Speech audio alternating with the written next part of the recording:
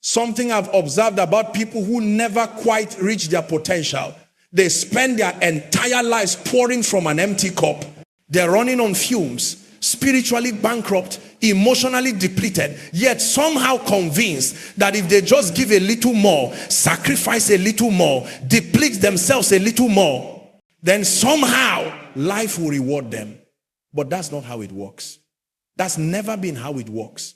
I want you to think about something with me. When you're on an airplane and they're giving you those safety instructions that everybody ignores, there's one instruction that carries profound wisdom. They tell you that if the oxygen mask drop, you need to secure your own mask first before helping others.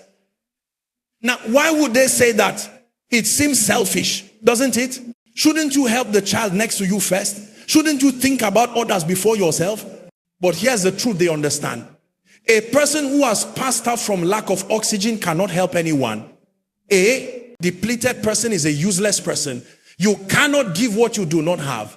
Yet somehow we've been conditioned to believe that making ourselves a priority is selfish. We've been taught that self-care is self-indulgence. We've been programmed to think that the measure of our value is how much we can sacrifice, how much we can endure, how much of ourselves we can give away until there's nothing left. And then we wonder why we're empty. We wonder why we're bitter. We wonder why we've lost ourselves.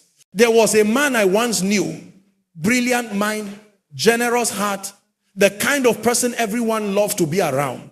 He was the fixer in his family, the go-to person in his community, the one his church called whenever they needed someone to volunteer. His phone never stopped ringing. His time was never his own. And he wore this like a badge of honor. He would tell people with a tired smile that he thought made him look noble, I don't sleep much, there's too much to do, too many people need me. For 15 years, he lived like this. 15 years of saying yes to everyone except himself. 15 years of putting his dreams on hold because someone else's emergency was always more important. 15 years of believing that his worth was measured by his availability. And then one Tuesday morning, his body made a decision that his mind had refused to make. He collapsed in his office. The doctors call it a breakdown. I call it what it was. The inevitable result of chronic self-neglect. While he was in that hospital bed with tubes in his arms and monitors beeping around him, you know what happened? Life went on. The church found another volunteer. His family managed their problems. His workplace promoted someone else. The world he thought would collapse without him kept spinning. And lying there, unable to do anything for anyone, he finally understood something. Nobody was going to prioritize his life for him. That was his job. And he had failed at it. This is the deception that many of us live under. We think that if we make ourselves our priority, we're being selfish. But here's what I need you to understand. There is a fundamental difference between being self-centered and being self-aware. Self-centered people think only about themselves at the expense of others. Self-aware people understand that they cannot pour from an empty cup. Self-centered people hoard and take. Self-aware people invest in themselves so they have something valuable to give. You see, when I say make yourself your top priority, I'm not talking about narcissism. I'm not talking about ignoring the needs of others or becoming some isolated ermit who only cares about their own comfort. I'm talking about something far more revolutionary. I'm talking about understanding that you are the primary tool through which your purpose will be fulfilled. And if you allow that tool to become dull, rusty, depleted, and broken, then your purpose remains unfulfilled. And the people you were meant to serve remain unserved. Think about it like this. Imagine you are a surgeon and you have a scalpel that can save lives.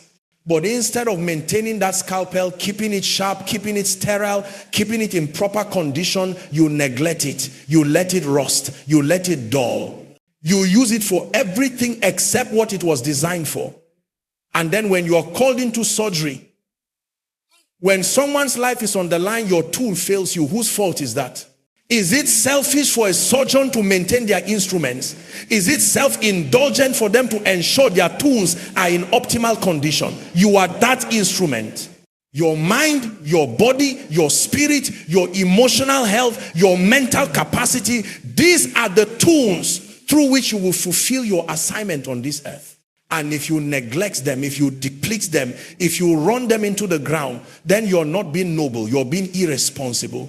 I want to tell you about a woman who learned this lesson in the most unexpected way. She was a teacher, deeply passionate about her students. Every evening, she would stay late at school, tutoring students for free. Every weekend, she would prepare elaborate lesson plans. She spent her own money on classroom supplies. She was, by every measure, dedicated. But here's what nobody saw. She hadn't read a book for herself in 5 years. She hadn't taken a vacation in 7 years. She hadn't invested in her own education or growth. She was pouring out, constantly pouring out, but nothing was pouring back in.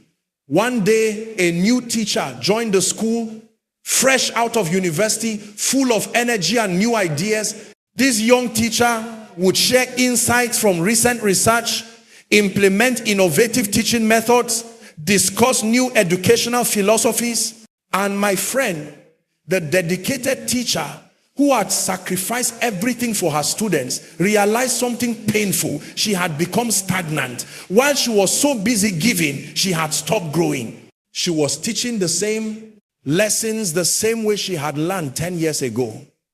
Her dedication had not made her better. It had made her obsolete. That realization shook her, but it also awakened her. She made a decision that many people around her didn't understand. She started leaving school on time. She enrolled in courses to update her skills. She began reading again. She took weekends for herself. Some people called her selfish.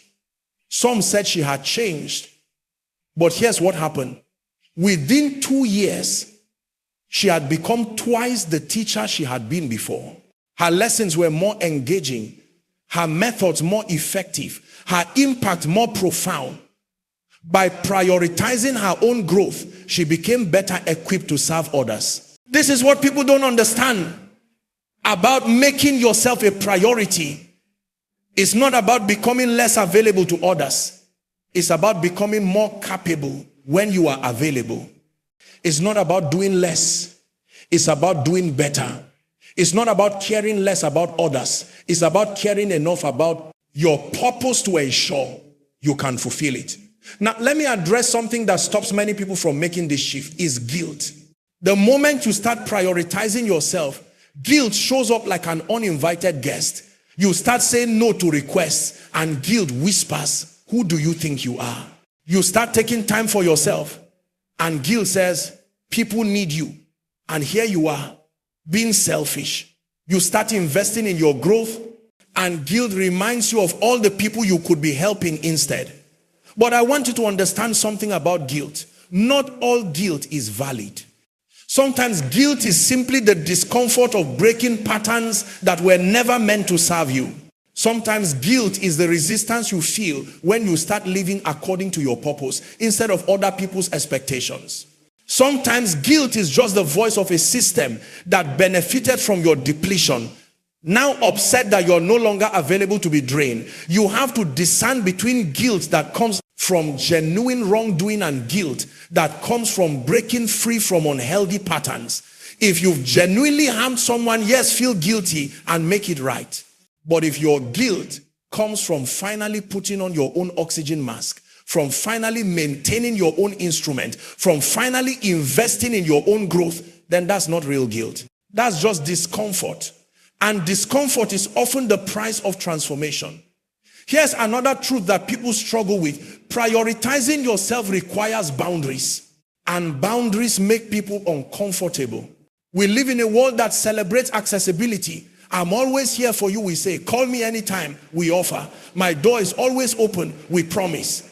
And this sounds noble until you realize that having no boundaries is not a virtue. It's a path to depletion. I watched a young entrepreneur build his business from nothing. He was talented, visionary, hardworking, but he made one critical error. He had no boundaries. Clients could call him at midnight. Friends could drop by his office whenever they wanted. Family members would make demands on his time without regard for his schedule. He thought this made him accessible and caring. But here's what it actually made him: exhausted, resentful, and far less effective than he could have been. One of his competitors, a man with similar talents, took a completely different approach. This man had office hours. He had times when he was available and times when he wasn't. He had systems in place that protected his time. Some people called him rigid. Some said he was too structured. But here's what happened. While my friend, the boundaryless entrepreneur, burnt out and his business struggled, this other man's business flourished. Why? Because he understood that boundaries don't limit your impact.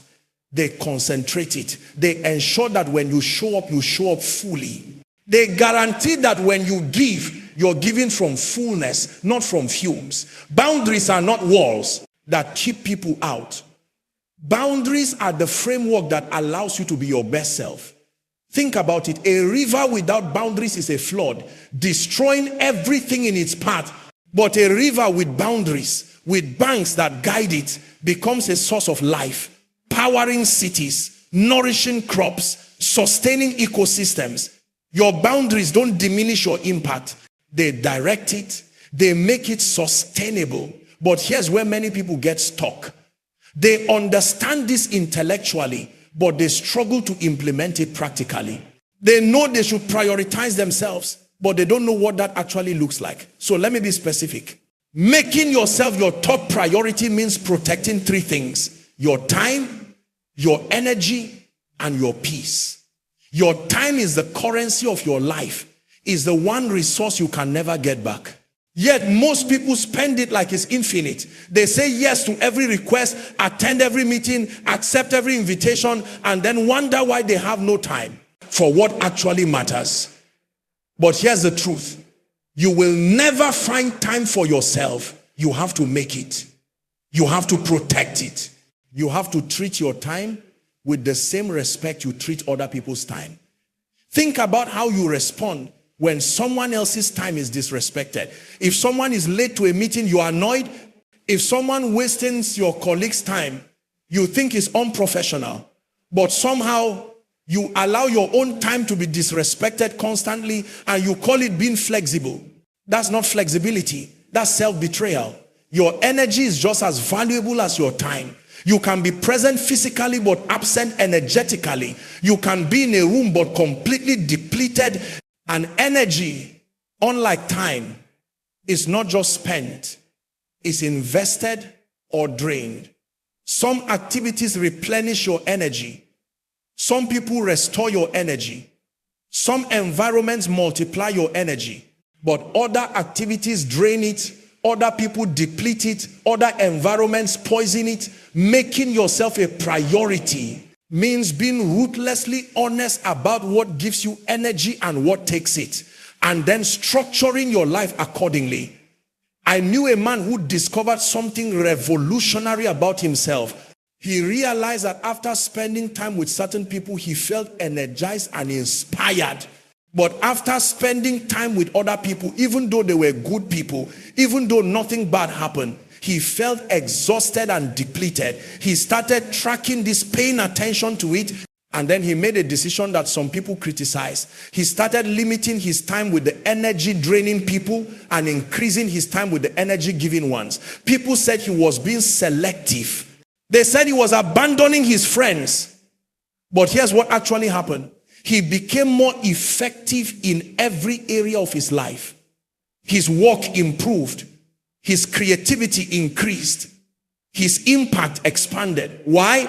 Because he stopped allowing his energy to be drained by interactions that left him depleted. He understood that you can be kind to people without giving them unlimited access to your energy. And then there's your peace. This is perhaps the most undervalued asset we have. Your peace is not just the absence of conflict.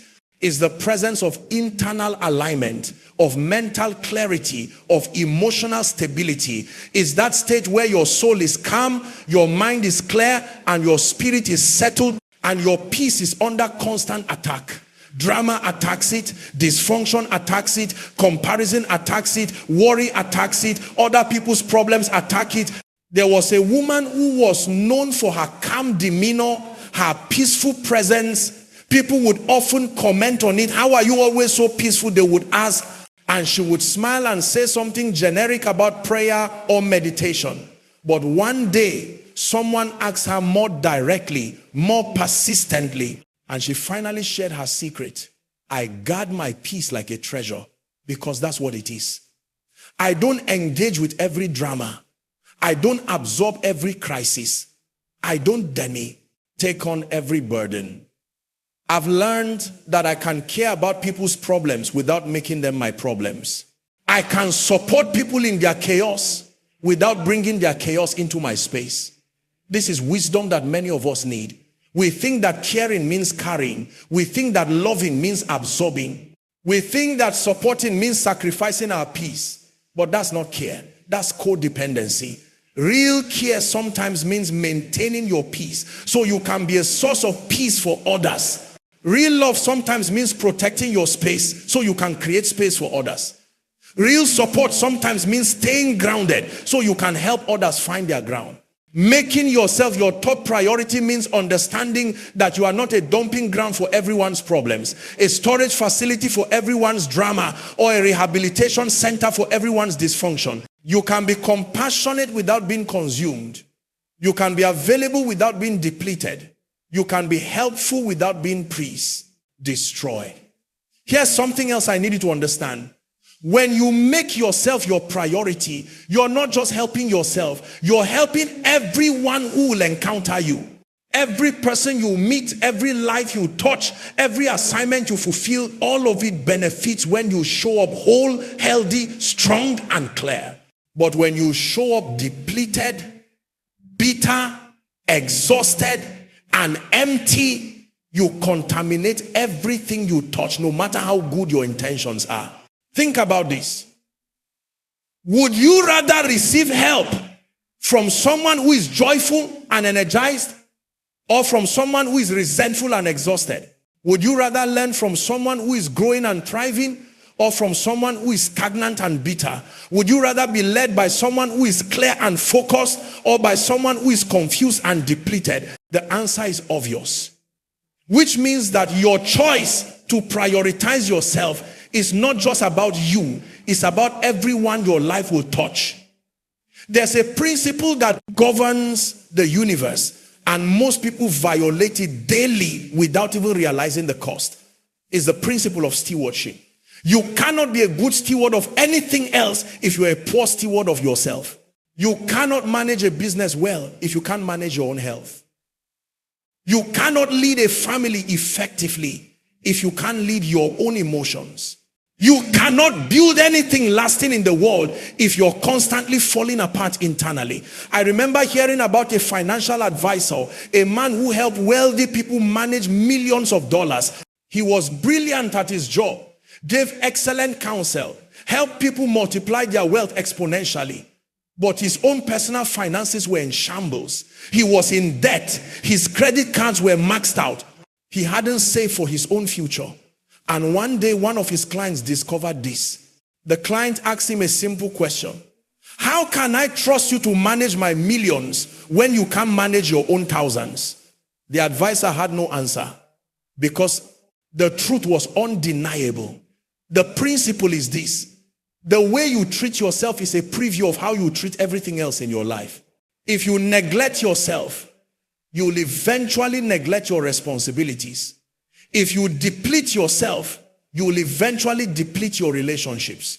If you lie to yourself about what you need, you will eventually lie to others about what you can deliver. This is why making yourself a priority isn't selfish, it's strategic. It's not indulgent, it's intelligent. It's not optional, it's essential. You are the foundation upon which everything else in your life is built. And you cannot build a skyscraper on a crumbling foundation. Now, I want to talk about something that's going to challenge you. There are people in your life right now who are benefiting from your self-neglect. Read that again. There are people who profit when you don't prioritize yourself. They benefit when you have no boundaries. They thrive when you're too tired to think clearly. 2, depleted to say no.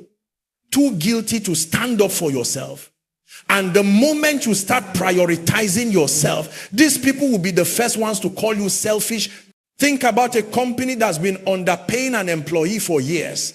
That employee, out of fear or desperation or misplaced loyalty, accepts less than their worth. The company saves money. The boss looks good to his superiors because he's keeping costs down. Everything works perfectly for everyone except the employee. Now imagine that employee finally recognizes their worth and asks for fair compensation. What happens? Suddenly, they are being unreasonable. They are being ungrateful. They are being difficult. Why? Because their self-advocacy disrupts a system that was benefiting from their self-neglect. This happens in families. The child who always sacrifices for everyone else, who always puts their dreams on hold, who always shows up no matter what. The moment they start living their own life, they're accused of being selfish. This happens in friendships.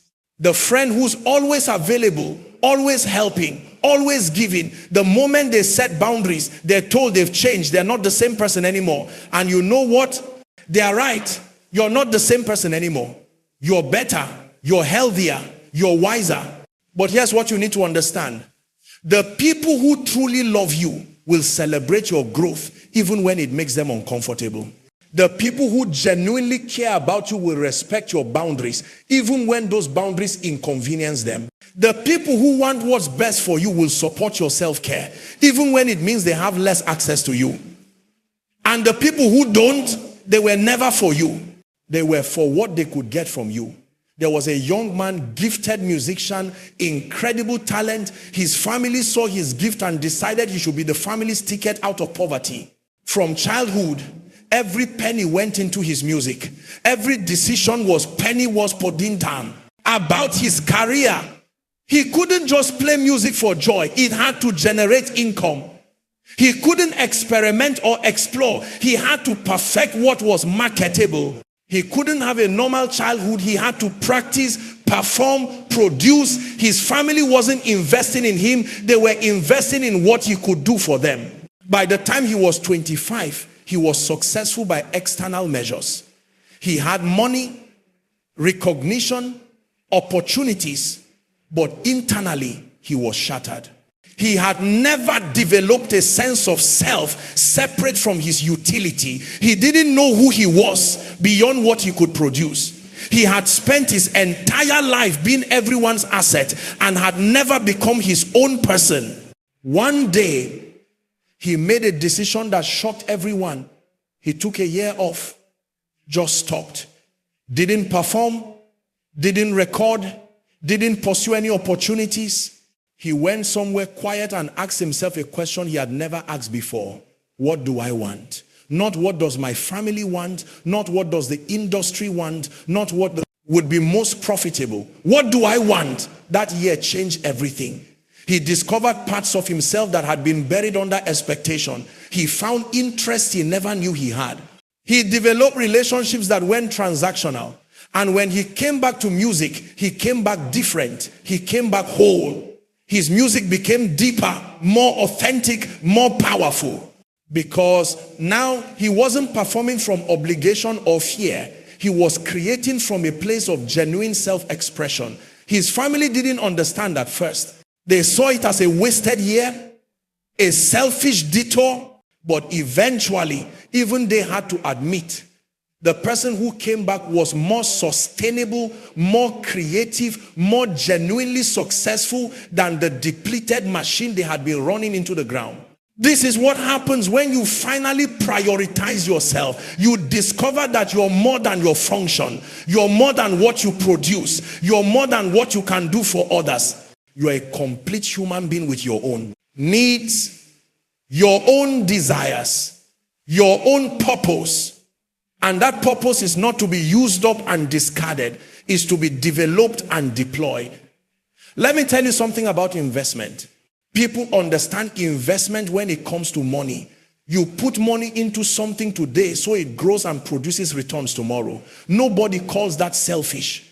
Nobody says you should give away all your money immediately and keep nothing for yourself. Because everyone understands that wise investment today creates greater capacity tomorrow. But somehow, when it comes to investing in yourself, investing time in your growth, investing energy in your health, investing resources in your development, that's suddenly called selfish. But it's the same principle. When you invest in yourself, you're not taking away from others. You're increasing your capacity to serve others. When you invest in your education, you become more valuable to your workplace, more helpful to your community, more capable of solving problems. When you invest in your health, you increase your longevity, your energy, your ability to be present for the people who need you. When you invest in your emotional well-being, you become a better parent, a better partner, a better friend, a better leader. I know a woman who owned a small business, a bakery, that she had built from nothing. For the first 5 years, she worked 16-hour days, 7 days a week. She mixed every batch of dough herself, served every customer personally, cleaned every surface at the end of each day. She was proud of her sacrifice. She wore her exhaustion like a medal, but her business wasn't growing. She had reached a ceiling and couldn't break through it. Why? Because she had become the bottleneck. Everything depended on her. And she only had so many hours in a day. A business consultant told her something that offended her at first. Your refusal to invest in yourself is limiting your business. You need to step back to move forward. She resisted this. How? Could working less lead to more success? But eventually, exhaustion forced her to try. She hired people and trained them. She took 1 day off per week, then 2. She started taking courses on business management instead of just working in the business. She invested in her own development as a leader instead of just being a worker. Within 2 years, her business had tripled. She had multiple locations. She employed 30 people. She had created jobs, served more customers, made more impact, and none of it would have happened if she had continued sacrificing herself on the altar of hustle. Her decision to prioritize her own growth, to invest in herself as a leader, didn't diminish her business, it multiplied it. This is the paradox that many people miss. Sometimes you have to do less to achieve more. Sometimes you have to step back to leap forward. That can people be? Sometimes you have to invest in yourself before you can truly invest in others. It seems counterintuitive, but it's true. Now let's talk about something that makes people uncomfortable. Pleasure. Yes, pleasure. We live in a culture that's deeply suspicious of pleasure, especially when it serves no productive purpose. We're comfortable with pleasure as a reward for hard work. You can enjoy vacation after you've earned it. You can relax after you've completed your tasks.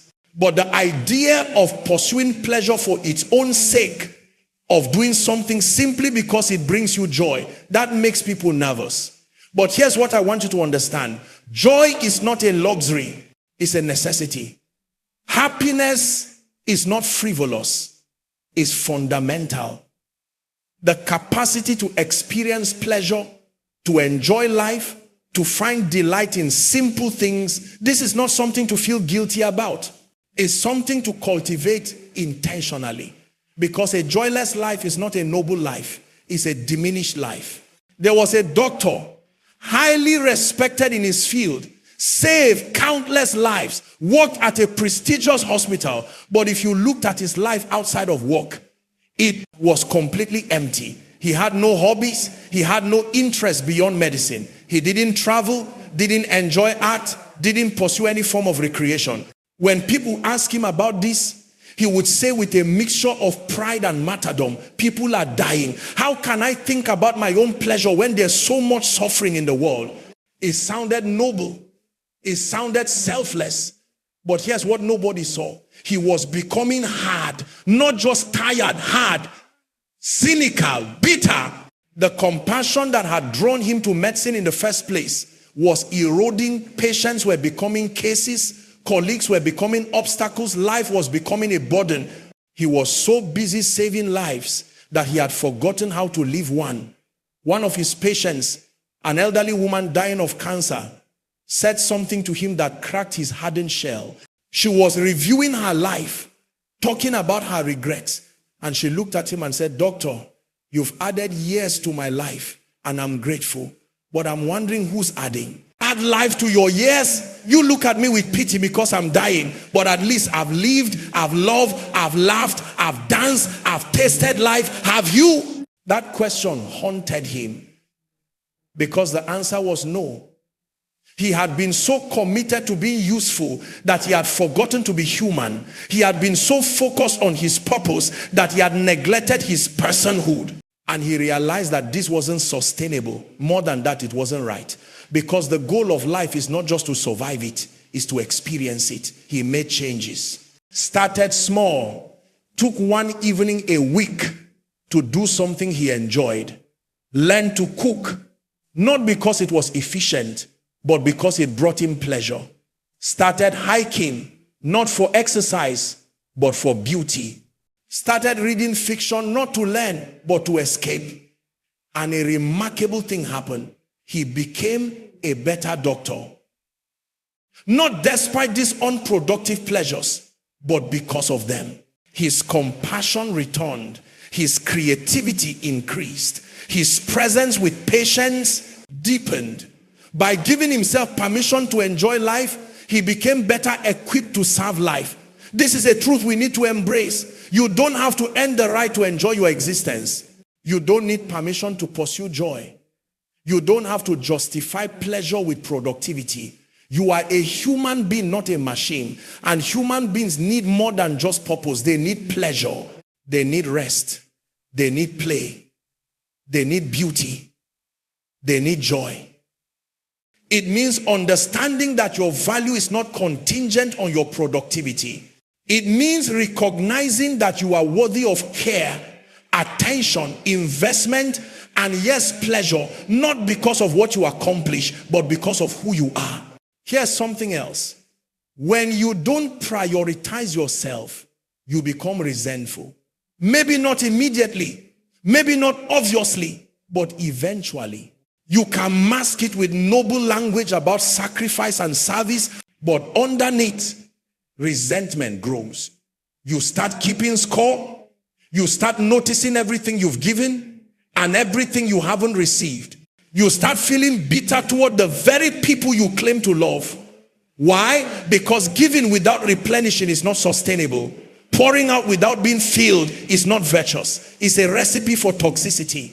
I've seen marriages destroyed by this. One partner constantly sacrificing, constantly giving, constantly setting aside their needs for the other. They think they are being loving. They think they are being selfless. But what they are actually doing is building a reservoir of resentment. And one day that reservoir overflows. Suddenly, every sacrifice becomes a weapon.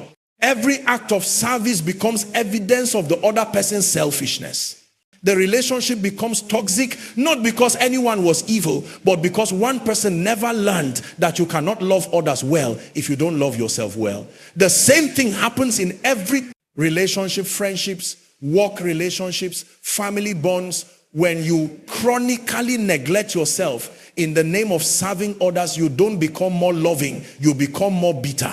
And bitter people, no matter how much they sacrifice, poison everything they touch. So let me be clear, making yourself your top priority is not in opposition to loving others. It's a prerequisite for loving others well. You cannot give what you don't have. You cannot share peace if you have no peace. You cannot offer wisdom if you're not growing. You cannot provide strength if you're depleted. The best thing you can do for the people you love is to become the best version of yourself. And that requires making yourself a priority.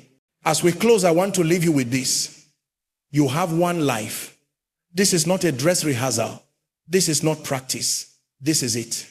And you can spend this one life trying to meet everyone else's expectations, trying to earn everyone else's approval, trying to be everything to everyone. Or you can spend it becoming who you were created to be, fulfilling the purpose that is uniquely yours, living from a place of wholeness rather than depletion. The choice is yours.